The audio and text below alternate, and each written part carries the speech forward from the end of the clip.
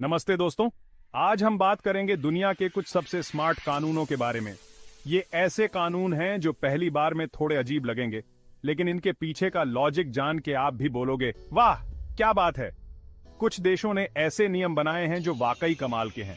तो चलो शुरू करते हैं और देखते हैं दुनिया भर के कुछ सबसे दिलचस्प और स्मार्ट कानून।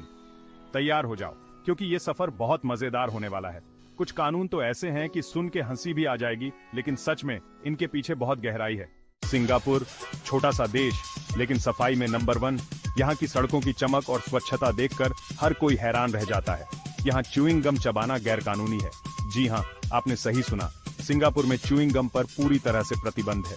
सोचो, अगर आप सिंगापुर में घूम रहे हो और गलती से च्यूइंग गम चबाते हुए पकड़े गए तो जुर्माना लग सकता है। जुर्माना भी छोटा मोटा नहीं बल्कि काफी भारी हो सकता है। पर यह बैन क्यों? क्योंकि च्यूइंग गम से सड़कें गंदी होती हैं और सिंगापुर सरकार सफाई में कोई कमी नहीं रखना चाहती। च्यूइंग गम को साफ करना एक महंगा और समय लेने वाला काम है। अब आप सोच रहे होंगे कि थोड़ी सी च्यूइंग गम से क्या होगा, लेकिन जब लाखों लोग चबाएंगे तो ये बहुत बड़ी प्रॉब्लम हो जाएगी। सोचिए, अगर हर कोई च्यूइंग गम चबाकर सड़क पर फेंक दे तो सड़कों की हालत क्या होगी। ये गम सड़कों पर चिपक जाती है और उसे हटाना बहुत मुश्किल होता है। इसलिए सिंगापुर ने ये स्मार्ट कानून बनाया जिससे शहर साफ सुथरा रहे। इस कानून का पालन सख्ती से किया जाता है और इसका उल्लंघन करने पर भारी जुर्माना लगाया जाता है। और सच में ये कानून काफी कामयाब भी रहा है। सिंगापुर की सरकार और जनता दोनों ही इस कानून का समर्थन करते हैं। सिंगापुर की सड़कें वाकई में चकाचक हैं। यहाँ की स्वच्छता और व्यवस्था देखकर हर कोई प्रभावित होता है। कभी मौका मिले तो जरूर देखना। सिंगापुर की सफाई और सुंदरता आपको मंत्रमुग्ध कर देगी। यहाँ की सड़कों पर चलना एक अलग ही अनुभव है। जर्मनी का ऑटोबान स्पीड लवर्स के लिए जन्नत। यह हाईवे सिस्टम दुनिया भर में मशहूर है। यहाँ के कुछ हाईवे पर कोई स्पीड लिमिट नहीं है। इसका मतलब है कि आप अपनी गाड़ी को उसकी पूरी क्षमता तक चला सकते हैं। हाँ, आपने सही सुना।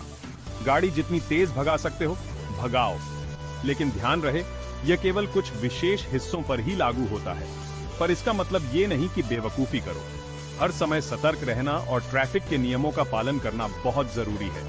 सेफ्टी रूल्स फॉलो करना जरूरी है। जर्मनी में ड्राइविंग के कड़े नियम हैं और उनका पालन करना अनिवार्य है। इसके पीछे लॉजिक ये है कि जितनी तेज गाड़ियां चलेंगी उतना ही कम ट्रैफिक जाम होगा। ये सिस्टम ट्रैफिक को सुचारू रूप से चलाने में मदद करता है और ये बात सही भी है। जर्मनी के हाईवे पर ट्रैफिक जाम कम ही देखने को मिलता है। जर्मनी में ट्रैफिक जाम कम ही दिखता है। यह एक बड़ा कारण है कि लोग ऑटोबान पर ड्राइविंग का आनंद लेते हैं। लेकिन याद रखना, अगर एक्सीडेंट होता है तो आपकी गलती मानी जाएगी, चाहे स्पीड लिमिट हो या ना हो। इसलिए हमेशा सावधानी से ड्राइव करें। तो समझदारी से गाड़ी चलाओ और ऑटोबान का मजा लो। यह एक अद्वितीय अनुभव है, लेकिन सुरक्षा सबसे पहले आती है। पर हाँ, गाड़ी की हालत अच्छी होनी चाहिए, वरना समझ ही गए होंगे। एक अच्छी तरह से मेंटेन की गई गाड़ी ही आपको सुरक्षित और आनंददायक यात्रा का अनुभव दे सकती है। चैप्टर 3, स्वीडन का फिका ब्रेक। स्वीडन में काम के बीच में कॉफी ब्रेक लेना कोई बड़ी बात नहीं, बल्कि कानून है। इसे फिका कहते हैं। फिका का मतलब है कि आप अपने काम से थोड़ी देर के लिए ब्रेक लें और अपने सहकर्मियों के साथ कुछ समय बिताएं। इस ब्रेक में लोग अपने साथ काम करने वालों के साथ कॉफी पीते हैं, बातें करते हैं और थोड़ा आराम करते हैं। यह समय होता है जब लोग अपने काम के तनाव को भूलकर एक दूसरे के साथ जुड़ते हैं और अपने विचार साझा करते हैं। इससे काम का स्ट्रेस कम होता है और काम ज्यादा अच्छा होता है। फिका ब्रेक के बाद लोग ताजगी महसूस करते हैं और उनकी उत्पादकता में भी वृद्धि होती है। सोचो, आप काम कर रहे हो और अचानक फिका ब्रेक आ गया। ये एक ऐसा समय होता है जब आप अपने काम से थोड़ी देर के लिए दूर हो सकते हैं और अपने दोस्तों के साथ कुछ अच्छा समय बिता सकते हैं। आप दोस्तों के साथ कॉफी पी रहे हो, मजे कर रहे हो और फिर फ्रेश होकर वापस काम पर लग जाते हो। क्या बात है।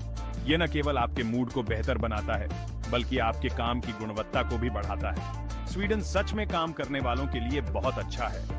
यहाँ का कार्य वातावरण बहुत ही सकारात्मक और सहयोगात्मक है, जो कर्मचारियों को खुश और संतुष्ट रखता है। काश हमारे यहाँ भी ऐसा होता। अगर हमारे देश में भी फिका ब्रेक जैसी परंपरा होती तो शायद हमारे कार्यस्थल भी और अधिक खुशहाल और उत्पादक हो सकते थे। चैप्टर 4, जापान का क्लीनिंग टाइम।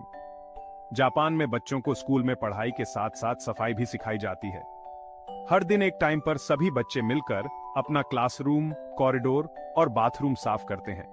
इससे बच्चों को सफाई की आदत पड़ती है और जिम्मेदारी का एहसास भी होता है। और ये तो हम सब जानते हैं कि सफाई कितनी जरूरी है।